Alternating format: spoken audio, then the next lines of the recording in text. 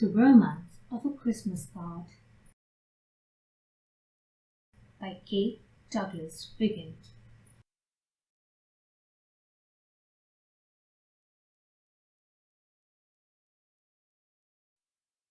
Chapter 1. It was Christmas Eve and a Saturday night when Mrs. Reba, the Beulah minister's wife, opened the door of the study where her husband was deep in the revision of his next day's sermon, and thrust in her comely head, framed in a knitted rigolette. "Luther, I'm going to run down to Letty's. We think the twins are going to have measles. It's the only thing they haven't had, and Letty's spirits are not up to concert pitch." "You look like a blessed old prophet tonight, my dear. What's the text?" The minister pushed back his spectacles and ruffled his grey hair. Isaiah 6:8. "And I heard the voice of the Lord, saying, Whom shall I send? Then said I, Here am I, send me." "It doesn't sound a bit like Christmas somehow." "It has the spirit if it hasn't the sound," said the minister. "There is always so little money to spare in the village that we get less and less accustomed to sharing what we have with others. I want to remind the people that there are different ways of giving, and that bestowing of oneself in service and good deeds can be the best of all gifts." "Letty Boynton won't need the sermon. Don't be late, Reba." "Of course not. When was I ever late? It has just struck 7, and I'll be back by 8 to choose the hymns. And, Luther, I have some fresh ideas for Christmas cards, and I'm going to try my luck with them in the marts of trade. There are hundreds of thousands of such things sold nowadays, and if the Boston Banner likes my verses well enough to send me the paper regularly, why shouldn't the people who make the cards like them too? Especially when I can draw and paint my own pictures. I've no doubt they'll like them. Who wouldn't? If the parish knew what a ready pen you have, they'd suspect that you help me in my sermons. The question is, will the publishers send you a check or only a copy of your card? I should relish a check, I confess. But I should like almost as well a beautifully colored card, Luther, with a picture of my own inventing on it, my own verse, and R.L. in tiny letters somewhere in the corner.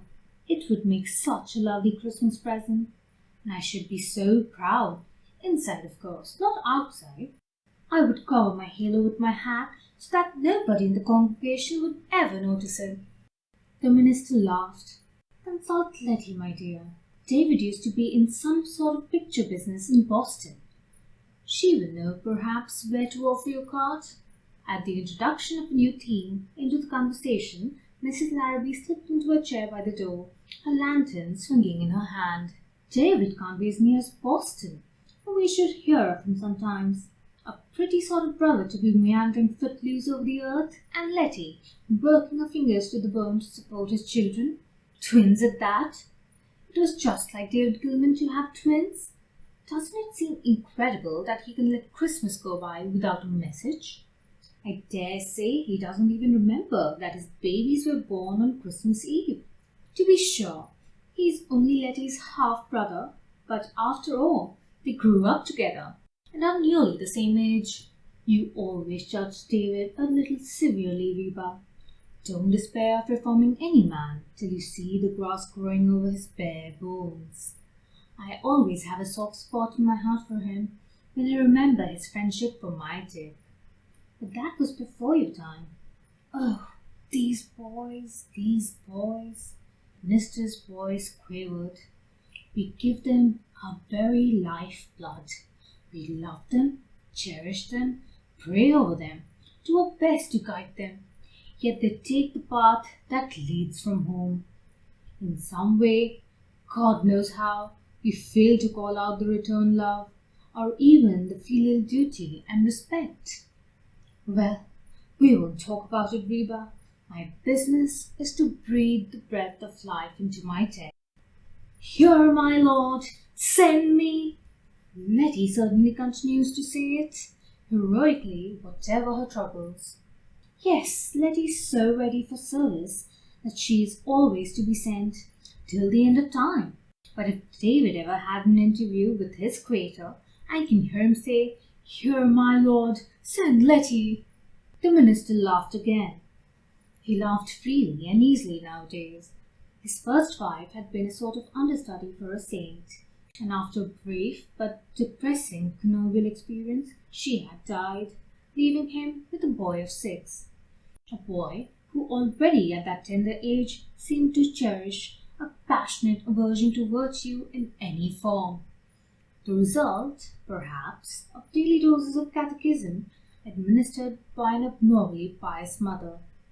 The minister had struggled valiantly with his paternal and parochial cares for 12 lonely years, when he met, wooed, and won, very much to his astonishment and exultation, Reba Crosby.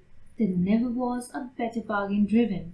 She was 45 with a family Bible, but 25 in face, heart, and mind, while he would have been printed as 60 in Who's Who in New Hampshire, although he was far older in patience and experience and wisdom. The minister was spiritual, frail, and a trifle prone to self-depreciation. The minister's new wife was spirited, vigorous, courageous, and clever. She was also Western-born, college-bred, good as gold, and invincibly, incurably gay. The minister grew younger every year, for Reba doubled his joys and halved his burdens, tossing them from one of her fine shoulders to the other as if they were feathers. She swept into the quiet village drive for Beulah like a salt-sea breeze. She infused a new spirit into the bleak church sociables and made them positively agreeable functions. The choir ceased from wrangling, the Sunday school plucked up courage and flourished like a green bay tree. She managed the deacons, she braced up the missionary societies, she captivated the parish, she cheered the depressed and the depressing old ladies, and cracked jokes with the invalids. "Ain't she a little mighty jolly for a minister's wife?" questioned Mrs. Ossian Popham. He was a professional pessimist.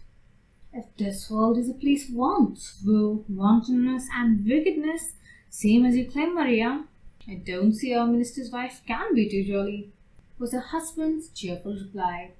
"Look how she's melted up the ice in both congregations. Sod the other church is most willing we should prosper, so long as Miss Larrabee stays here and we don't get too far ahead of him in attendance. Me for the smiles, Maria." And Osh Popham was right. Reba Larrabee convinced the members of the rival church, the rivalry between the two being in rigidity of creed, not in persistency of good works, that there was room in heaven for at least 2 denominations, and said that if they couldn't unite in this world, perhaps they'd get round to it in the next. Finally, she saved Letitia Boynton's soul alive by giving her a warm, understanding friendship, and she even contracted to win back the minister's absent son some time or the other, and convince him of the error of his ways. "Let Dick learn a little longer later," she would say. "Don't hurry him, for he won't come home as long as he's a failure. It would please the village too much, and Dick hates the village. He doesn't accept a point of view that we must love our enemies and bless them that despitefully use us. The village did despitefully use Dick, and for that matter, David Gilman too. They were criticized, gossiped about, judged without mercy. Nobody believed in them. Nobody ever praised them. And what is that about praise being the fructifying sun in which our virtues ripen, or something like that? I'm not quoting it quite right, but I wish I had said it. They were called wild when most of their wildness was exuberant vitality. Their mistakes were magnified, their mad pranks exaggerated. If I'd been married to you, my dear, when Dick was growing up, I wouldn't have let you keep him here in this little backwater of life. He needed more room, more movement. They wouldn't have been so down on him in Westside, Wisconsin." Mrs. Larrabee lighted her lantern, closed the door behind her, and walked briskly down the lonely road that led from the parsonage at Beulah Corner to Letitia Boynton's house. It was bright moonlight, and the ground was covered with light fallen snow. But the lantern habit was a fixed one amongst Beulah ladies, who, even when they were not widows or spinsters, made their evening calls mostly without escort. The light of a lantern not only enabled one to pick the better side of a bad road, but would illuminate the face of any male stranger who might be of a burglarious or murderous disposition. Reba Larrabee was not a timid person. Indeed, she was wont to say that men were so scarce in Beulah that unless they were out-and-out ruffians, it would be an inspiration to meet a few, even if it were only to pass them in the middle of the road. There was a light in the meeting house as she passed, and then there was a long stretch of shining white silence unmarked by any human habitation, till she came to the tumble-down black cottage inhabited by Dore Button Davis, as the little old man was called in the village. In the distance she could see Osh Popham's two-story house brilliantly illuminated by kerosene lamps, and as she drew nearer, she even descried Austin himself seated at the cabinet organ in his shirt sleeves, practicing the Christmas anthem, his daughter holding a candle to the page while she struggled to adjust a circuitous alto to her father's tenor. On the hither side of the Popham house, and quite obscured by it, stood Letitia Boynton's one-story grey cottage. It had a clump of tall star trees for background, and bare branches of the elms in front were hung lightly with snow garlands. As Mrs. Larrabee came closer, she set down her lantern and looked fixedly at the familiar house as if something new arrested her gaze. "It looks like a little night-light," she thought, "and how queer of Letty to be sitting at the open window." Nearer still she crept, yet not so near as to startle her friend. A tall brass candlestick with a lighted tallow candle in it stood on the table in the parlour window, but the room in which Letty sat was unlighted, save by the fire on the hearth, which gleamed brightly behind the quaint andirons, Hessian soldiers of iron, painted in gay colours.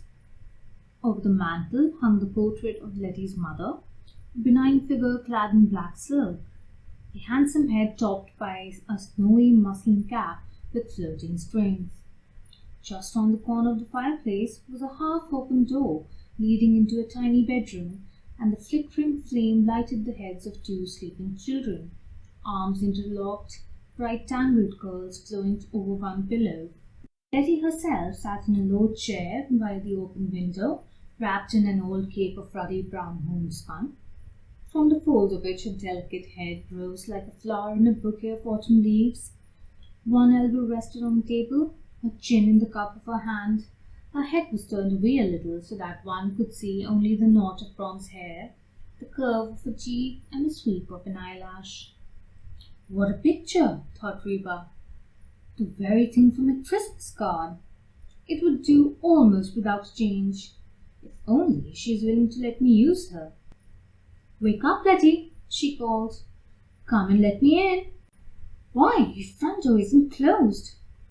"The fire smoked a little when I first lighted it," said Letty, rising when her friend entered, and then softly shutting the bedroom door that the children might not waken.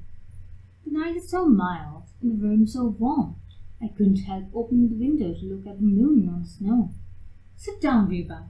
How good of you to come when you have been rehearsing for the Christmas tree exercises all the afternoon." End of chapter 1.